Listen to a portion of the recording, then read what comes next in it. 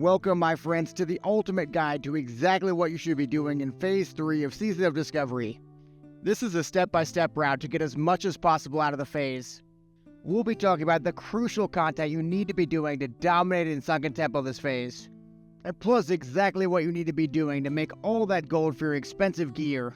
And we're really going to try to set you up for the true endgame as well in Phase 4. This guide is chock full of ideas for PvE, for PvP, everything to get the most out of your gameplay. So you just hit 50. The first thing you need to do is to hit Honored with the Emerald Warden faction. This is the new faction associated with the incursion events, but it gives you one of your new runes and extremely strong Pre-BiS gear too. Each class gets an entire set of gear with competitive stats to Nomergon gear. Just from the Honored rep, you're nearly raid ready. In fact, many of the top players in my recent Sunken Temple raid just wore Emerald Warden gear. These dudes were pumping over 1,000 DPS in some of the fights just using this Pre-BiS gear. So as for how long it takes, Honored rep will take you about 4 hours of grinding Feralis incursions at 50.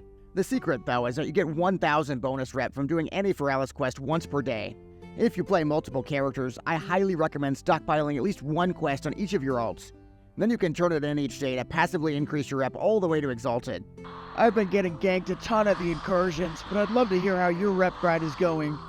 Have you managed to get honored yet in all your tunes? There is another key method to get Pre-BiS gear you don't want to miss out on too. That's the Wild Offerings farm. There's an NPC in Felwood that offers you the Wild Gods quest. It's a must-do because by the end of it, you get yet another key class rune. More importantly though, once you finish the quest, you have access to several true BiS items without even going in the raid. The Breath Trinket and the Ring for my Hunter are instant BiS items that top parsers are using right now. The most common method to get the Wild Offerings is Moradon Princess runs. You can consistently get 5 Wild Offerings per hour, so a BiS piece of gear nearly every 2 hours. One of the nice things about these offering runs for physical damage dealers is that you can get a Pre-BiS bracer and a Blackstone ring during your runs to get even closer to raid ready. So we've got these great new methods for getting Pre-BiS gear, but now it's time to go back in time. Several key runes and pieces of gear come from old content like BFD and Nomergon. For one thing, you'll definitely want to go back and grab runes like the Dark Rider rune. For my Hunter, that's a key part of the melee Hunter build. Really, this should be your main priority even before getting Pre-BiS gear. But after you have your runes, you should also look into BFD and Nomergon runs. For my Hunter, my BiS helmet for most fights is a crafted helmet from the Nomergon questline. Meanwhile, my BiS gloves for short fights also come from BFD crafting. Don't underestimate how strong these previous 2 raids are for getting BiS gear. So after you've got your runes and your gear, it's Sunken Temple time. Of course, we want to run Sunken Temple for best in slot gear. Some of the pieces, like my new epic bow, are awe-inspiring for both your damage and other players looking at you. But once you complete the raid, things don't stop there. Hopefully you'll be getting some new Atalai tokens to turn in on ZG Island. These can give you best in slot Jungle Durian for huge mana regen. Or you could get the new Zanza style buffs to dominate your next raid. And there's also your class quest to complete as well. What's awesome about your class quest is that you get all 3 rewards. That means my Hunter can get his Devil Star Eye and his PvP Spear at the same time. Hey, it's me again. Just wanted to check in. I keep dying to the corrupted blood mechanic on the last boss. Was curious how your clears are going. Have you managed an 8 out of 8 yet? You'll also want to complete the new crafting quest so you can get your epic shoulders. These are BiS for most classes and pair nicely with your epic bracers. They're really specifically designed to be 1 stat better than the Warsong bracers. The epic crafting questline is all about traveling to different locations like Swamp of Stars and Moonblade. There is a catch though. The new crafted gear has a high requirement to complete.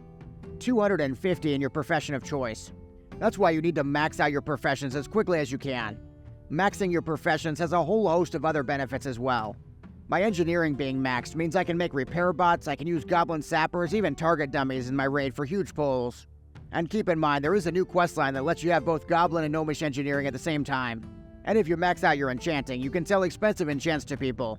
Things like the legendary Crusader enchant for thousands of gold in profit. And I know a lot of people making hundreds of gold per day in alchemy.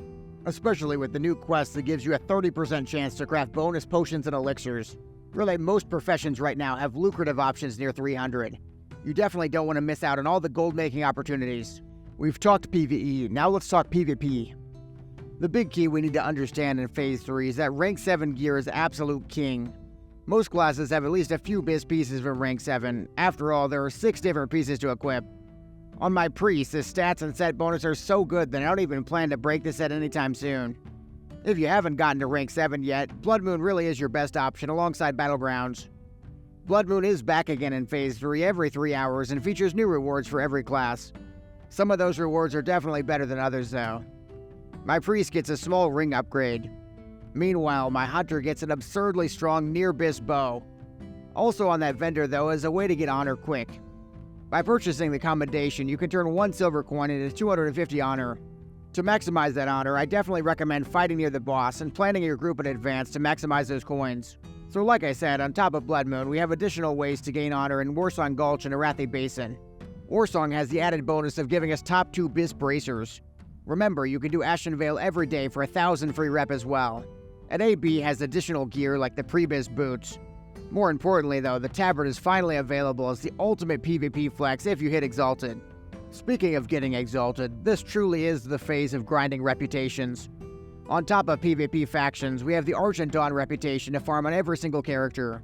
Friendly reputation gives us the enriched mana biscuit. That really puts Mage Water to shame. Honored, meanwhile, gives us a BiS 24 healing power enchant. More importantly, we get access to Sun Fruit. It's BiS on enhanced shamans, warriors, even ferals. This is a 10 strength food that's instant as well. That means even agility classes like rogues should be interested in speedruns. You won't have a lot of time to be sitting down and eating more grilled squid. We also have the Timbermaw rep as well. Of course, the pouch is still amazing for 1v1 PvP. And the most intense gamers among us will definitely want to get the Defender of the Timbermaw. That's an ultimate trinket flex. More crucial is access to the 2 BiS agility enchants for weapons to get rich fast. Well, I just got ganked in Fellwood. I am curious how you guys are holding up gold-wise. I mean, everything is really expensive right now. Are you feeling like it's really easy or pretty hard to make gold? Another enchant to get us rich, though, is the Crusader enchant. This might just be the biggest grind of all the reputations. Not only do you have to farm the Spellbinders in the Western Plaguelands Tower, but you've also got to obtain the Righteous Orbs too. Our current information is that these are primarily dropping from the Scarlet Courier. The Courier's got a long respawn and he's annoying to kill. But imagine playing a warrior with Crusader on your weapon. I mean, that's gotta be the biggest flex in any version of Classic WoW ever. But hey, if none of that sounds appealing to you, this is the perfect time to make an ult. I usually main healer, and I recently started raiding and farming on my hunter. Now I can farm gold anytime I want. More importantly though, my performance in raids has really gone up since I finally understand multiple roles. Ults really shine in Season of Discovery, so definitely make one. And maybe take my advice and make it a hunter or a warrior. Alright guys, so we've been on quite a journey together on everything to do at level 50 in Phase 3. We talked about how to min-max the Pre-BiS grind with the incursions to get raid ready way faster than ever before. We also talked about how to use the Wild Offerings farm to get BiS gear that'll last you the rest of the phase. Then we talked Sunken Temple, why you should get in there as soon as possible. Then we moved into Blood Moon and Warsong and Arathi Basin and all the PvP you should be doing right now for huge rewards. And of course we had to finish off with the ultimate endgame of Phase 3, the rep grinds, the Crusader farm that I'm doing right now. I've got to ask you guys, which of these things are you doing the most right now? For me, it's the Argent rep farm. I love doing rep farms and I really want to get revered. Okay guys, so it's that time in the video where I want to say thank you so much for watching. It really means a lot to me. And definitely make sure to subscribe. It really helps the channel out. Then definitely check out my ultimate leveling guide. It's got so many tips and tricks to level way faster than ever before.